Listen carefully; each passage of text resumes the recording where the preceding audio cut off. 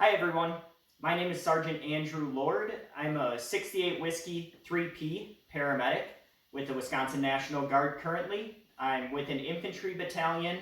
I have been for all of my time in the military, and this is the first video in a series of videos for the new 68 Whiskey to be prepared to show up to your first unit or just to get a head start before you're heading out to the field to get your stuff squared away, understand the basics of being an infantry medic. So starting off this video, it's the very first one, so bear with me. It's going to be about how to set up your first, second, and third lines of your gear, what the concept is, why we do it this way, and then I'm going to show you how I have my stuff set up to kind of give you a couple ideas of what works well for me. Maybe something to base your own gear setup off of. So starting off, the concept of the first, second, and third line is how you wear your equipment. First line is commonly considered your belt or your uniform. Currently, I'm in a garrison uniform, so this is not what I wear to the field. What I wear to the field is a pair of combat pants, a combat shirt, because when we get to the field here in Wisconsin, it gets muggy and it gets hot. Not as bad as down south, but enough that I enjoy that extra comfort.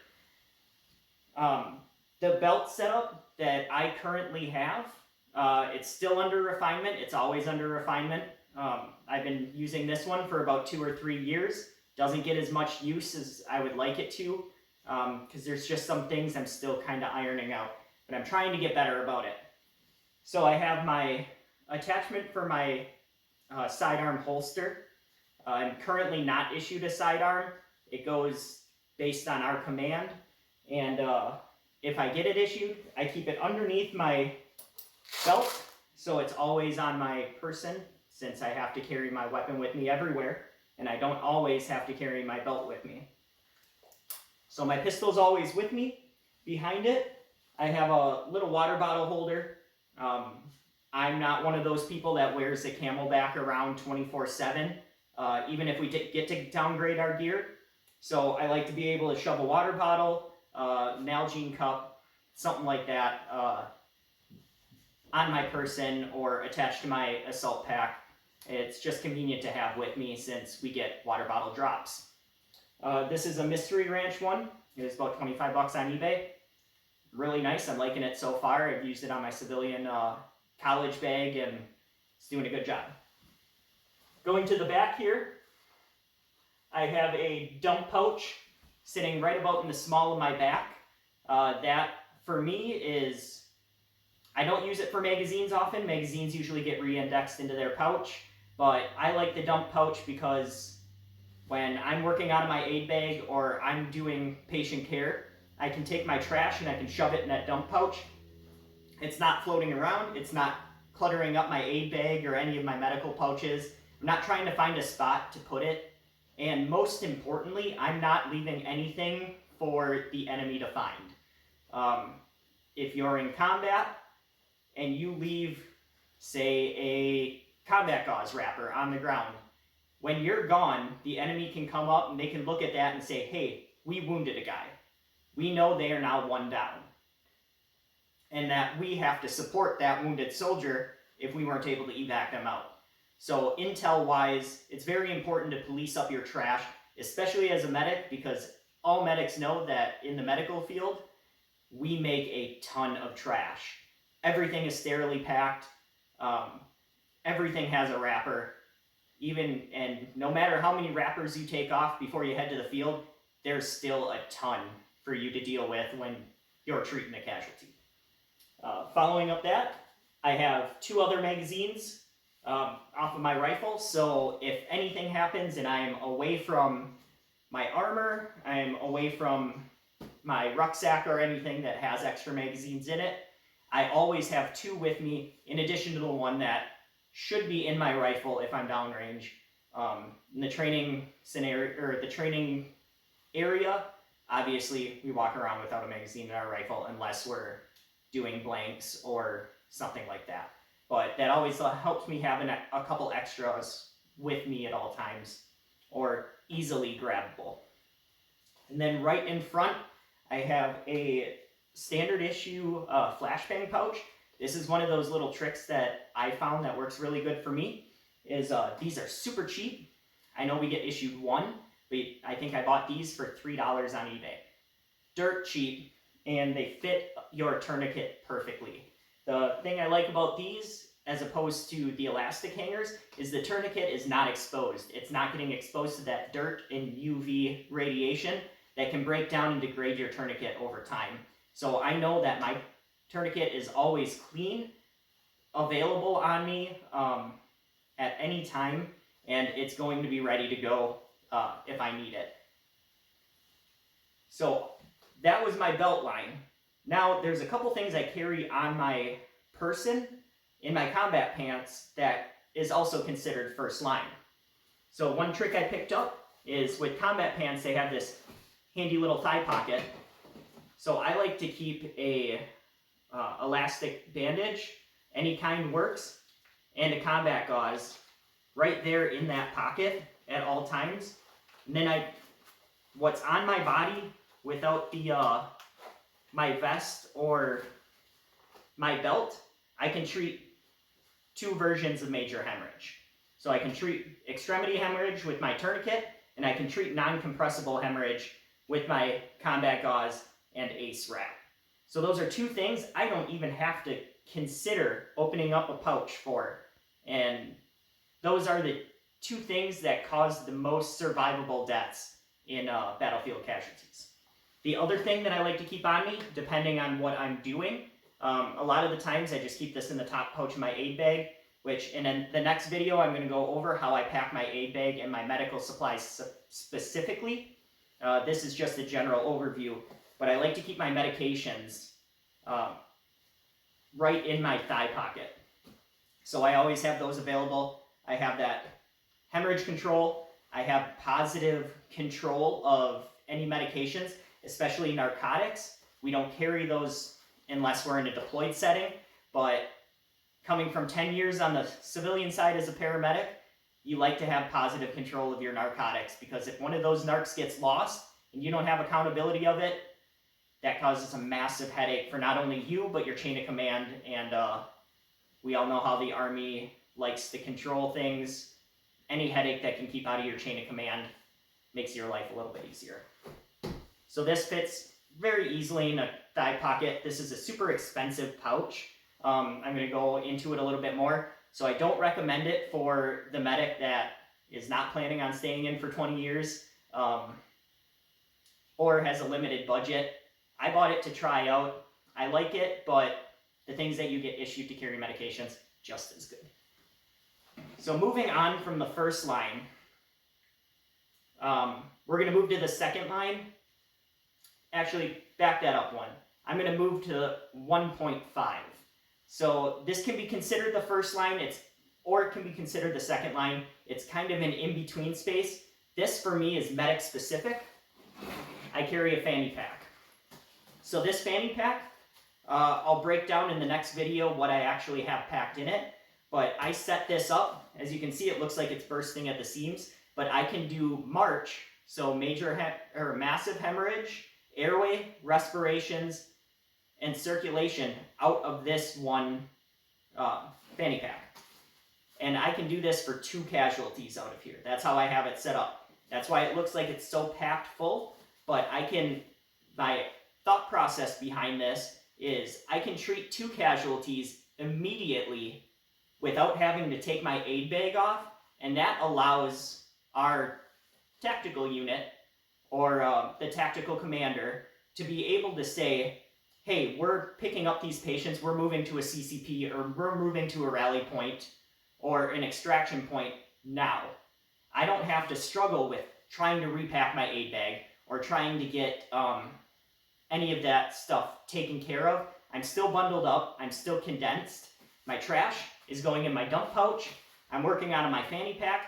My 2 casualties have gotten through the MARC, and we can pick them up and we can move them, and I know my casualties are going to stay alive, or at least I've done enough to or everything that I can do to keep them alive until we get to the next location and I can start doing the second part of my CCA, possibly move on to prolonged field care.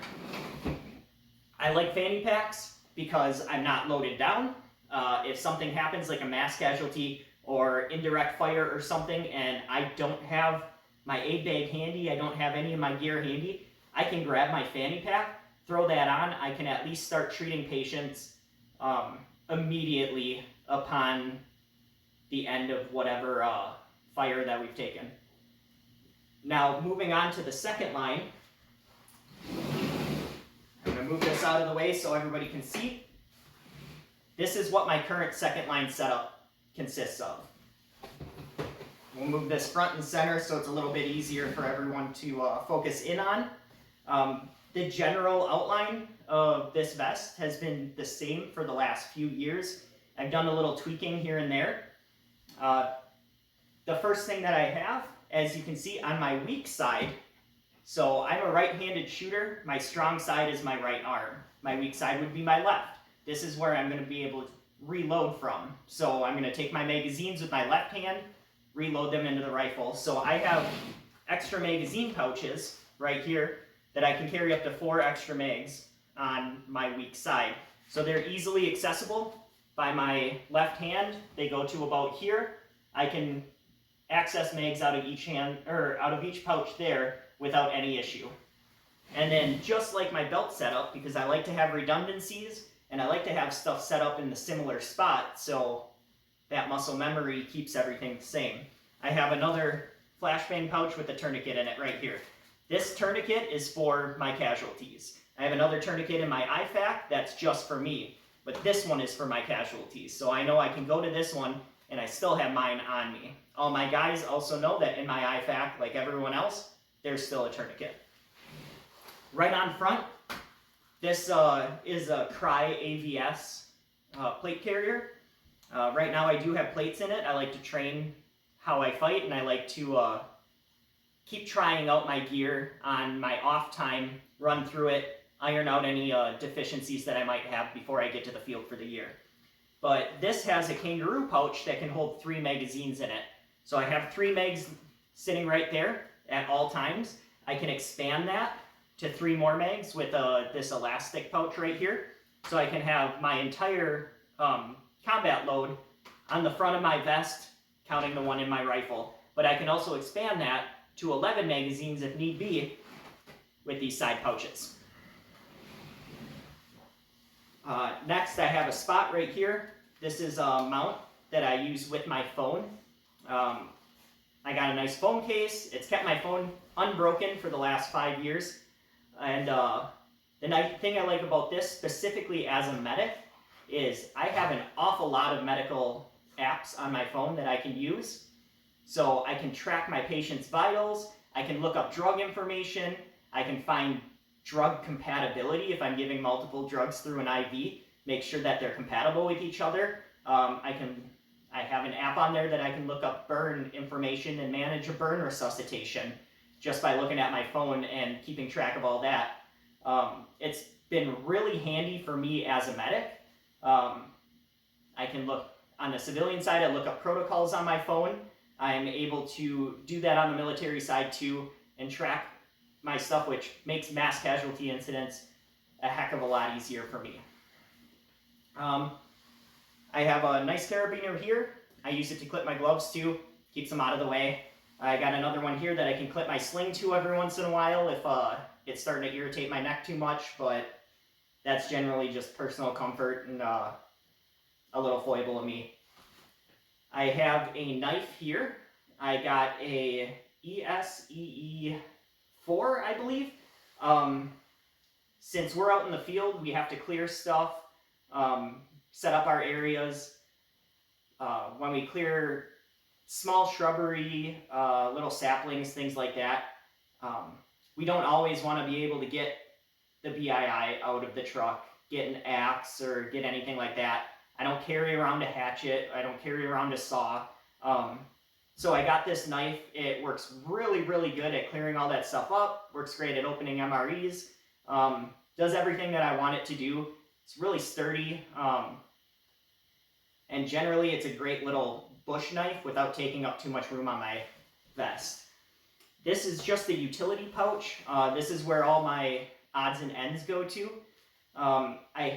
Especially when we take our night vision out to the field, I hate having that big green bag flopping around on my thigh, bumping off my butt cheek every time I walk. So I take my night vision out, I put it in this nice little padded pouch. My iPro also goes in there. I carry a little baggie of Band-Aids for all the 11 Bravos when they get their bumps and bruises. I'll go over a little bit that in the next video, but one tip when you're working with 11 Bravos, spend the extra money and buy the Princess Band-Aids from Walmart. They absolutely love them, and it's really fun watching a bunch of young, tough 11 Bravos on the line walking around with Moana and Frozen Band-Aids on their fingers. Next, I have my IFAK. So this is an Eagle soft IFAK. I like it a little bit better than the issued one because it doesn't have an insert that pops up. It clamshells open, and it has elastic in there to keep everything nice and organized. I'm a huge organization person, so I like having my stuff right there where I can see it, but also contained. It doesn't all fall out when I open it up. And it's really easy to get to move. You don't have something hanging by a leash dangling off you. It's all right there. They can just zip it up and you're good to go. This is a little elastic tourniquet I use for IVs, personal preference. It's just something I like. And I actually installed this myself. I don't like bulky things. I'm a little guy, and getting in and out of trucks, things like that, I don't like stuff getting hung up. So I just ran a little bit of elastic shock cord around the back, sewed up this little buckle here, and that compresses my IFAK down, so it takes a lot of the extra bulk and fluffiness out of it. Behind here, I keep my trauma shears. They got a leash that runs to the back of my vest, just keeps it out of the way. But that way I can cut away armor, anything, open up anything I might need to use, and I can just drop it. My scissors stay behind my back. I know where to go to get them, and they're not going to go anywhere. They're not going to get in my way or snag. So I really like having that leash back there because it keeps it really out of my way. Next up is my helmet.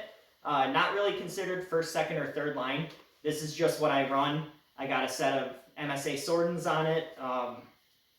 If you can get electronic ear pro, they interface well with the ACH. I haven't heard good things with the new helmet, but I know these Sordens work great with my high cut. They work with the ACH as long as you have the headband. They make life a lot easier. There's no little pieces of ear pro to lose. They always work. And the nice thing is, if the battery dies, they still work as ear pro. But if the batteries are good, they amplify ambient sounds. They can actually help you hear a little bit better, which for me is a big deal. After 15 years in the military, my hearing's kind of shot. So I'll take any little help I can get. Moving on, this is still second line, but this is for those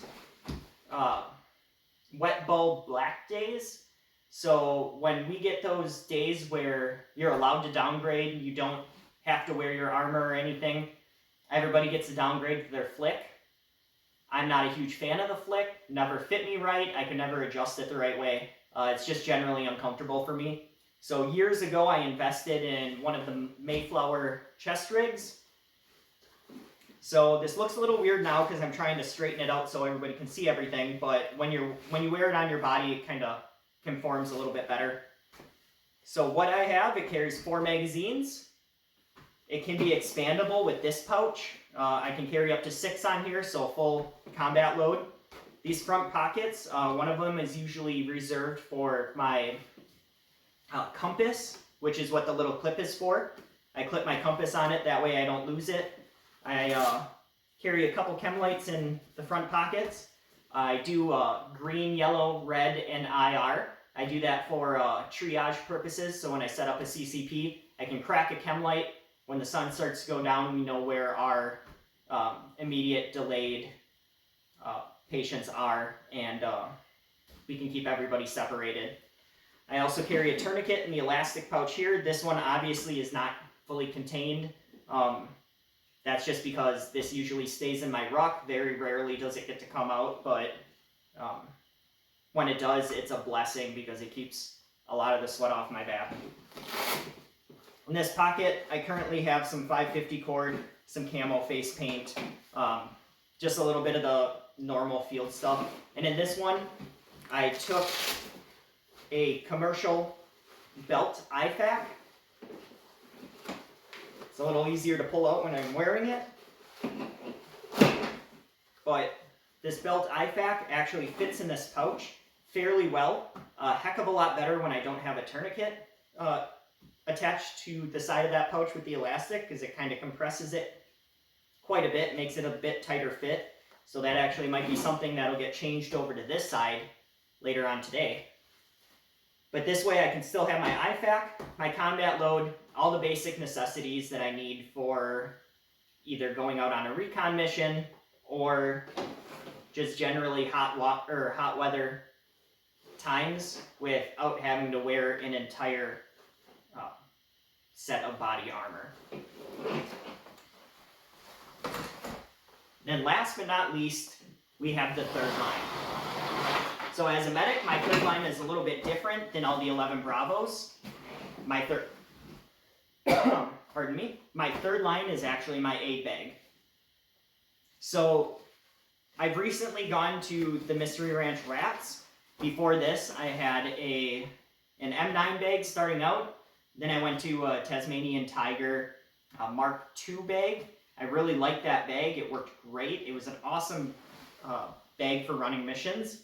But now that we're starting to train for large-scale combat operations, we're going out on longer patrols. We're not around trucks to restock or anything anymore.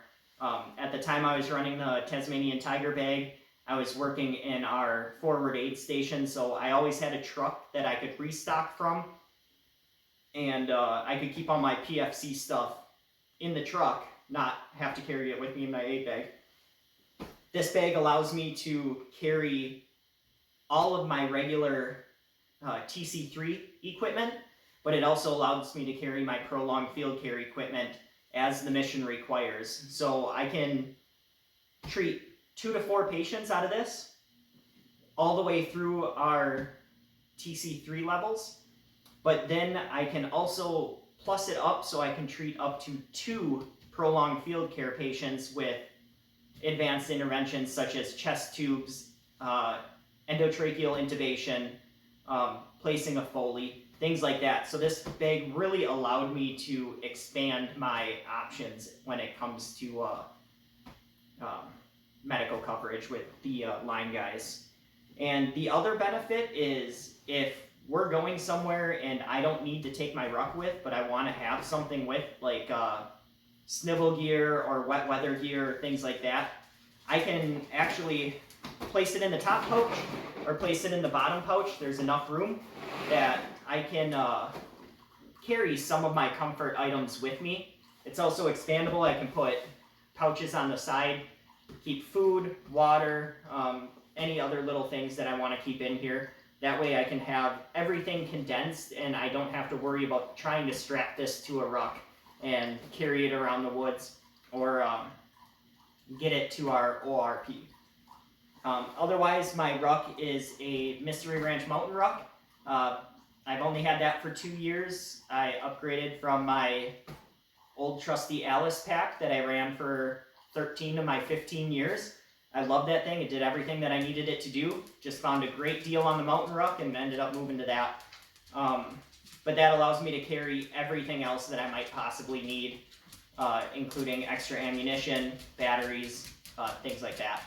But that is a general overview of the first, second, and third lines of 68 Whiskey. You can take any ideas that I've had, anything that I've used, fold it into your own setup. Generally, nothing is set in stone when it comes with this, with the caveat that your unit can set SOPs that can limit what you can and cannot do. This is obviously best case scenario, is I get to use my own gear. I absolutely love it. It works great. I would recommend it to anybody if you have the money to spend on it. Obviously, it is all fairly pricey stuff, but buying it little by little over 15 years really made it digestible. But the one last thing that I wanted to go over that I forgot to mention on the second line is when I mentioned your strong and your weak side, you want your IFAK to be on your strong side, because that's not what you're going to be going for, hopefully, while you're shooting, and you want your ammunition to be on your weak side or accessible from your weak arm, because you want to be able to keep that rifle on target while you reload. And you also want to have a tourniquet, at least one, that's accessible by both arms. So I have that one in the front of me. That's for other people. If I get shot, I'm going to use it first. I'm not saving that tourniquet for somebody else down the road. But I can reach that tourniquet with both hands, and I can treat myself with no problem. So those are some things you want to consider. Those are the only real hard and fast rules, is IFAK on your strong side, ammo on your weak side, tourniquet accessible by both. Otherwise, any ideas that you glean here, use them, try them, see what works with you. Definitely try your stuff on at home or before you get to the field. Run a little bit in it, do some shooting drills in it, do some reload drills. Make sure that you know where everything is and it works well for you. If it doesn't work well for you, take it apart and start over again. Like I said, this is an evolving animal. I've changed my gear probably bi-monthly for the last 15 years. Still not perfect, but right now I think I've got it pretty polished. It's just little things here and there. If anybody else has any ideas for future videos or any suggestions on how to set this up, anything that you want me to touch on or amend to this video in the future, let me know in the comments. That would be awesome. I'm hoping to collect all of my institutional knowledge here in this one place for my unit's new medics, and anybody else that happens to be interested and see this. So all suggestions are going to be looked at. They're going to be implemented, and hopefully we can set these new medics up for success at their first unit. So please keep watching. More videos are going to come out along the way. And if you've made it this far listening to my voice, I really appreciate it. And I look forward to reading any of your comments and suggestions.